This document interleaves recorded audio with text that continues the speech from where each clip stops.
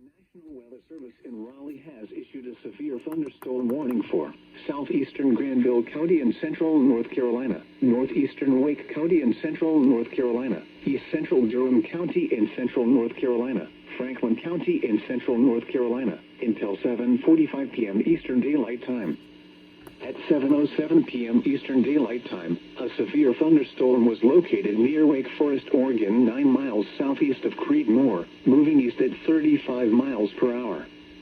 Hazard, 60 miles per hour wind gusts and quarter-size hail. Source, radar indicated. Impact, hail damage to vehicles is expected.